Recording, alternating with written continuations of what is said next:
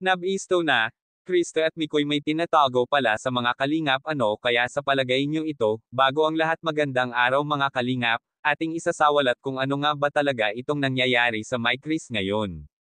Walang mapaglagyan ang excitement ng My Chris nang sila ay nagsama ulit sa isang vlog. Napag-alaman nga natin na may iba't ibang natanggap nga itong My Chris mula sa mga sponsor at hindi nito pinalampas na pasalamatan ang mga nagbigay. Pati na rin sa mga magulang nila ay meron ring natanggap bukod sa My Chris, naging bukas ang mga kalingap sa My Chris, dahil sa tagal na nating nakasama at napapanood at nasaksihan natin kung paano sila unti-unting nagbago ang kanilang katayuan sa pamumuhay at si Krista ang mas may malaking pinagbago, dahil napaglalaanan na niya ang mga nais niyang bagay sa kanyang sarili, si Mikoy rin ay marami ang nagmamahal sa kanya pati na sa kanyang mahal na pamilya, bukod tangi sa lahat ang My Chris.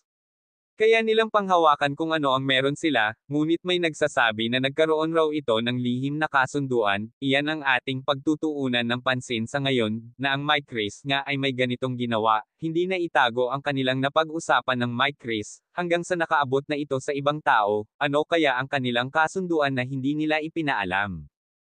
Ang My Chris lamang ang nakakaalam, wala pa namang nababalitang may masamang hangarin itong My Chris, sa palagay ko ay itong kasunduan ng My Chris ay mabuting intensyon naman iyon sa lahat, kasi hindi naman agarang makikipagkasundo ang My Chris kung ito ay masama, pero kung sa mabuti ito, matek, alam naman natin na sasang-ayon ang My Chris.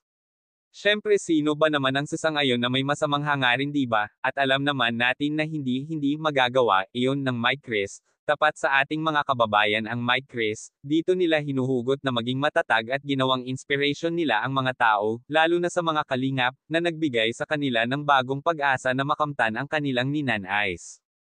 Kaya bigyan natin ng katahimikan ng My Chris, at respeto sa kanilang maging desisyon at huwag nang gawa ng hindi magandang palaisipan sa mga tao. Maraming salamat, pakisuportahan po ang aking channel at sa lahat ng bumubuo ng kalingap.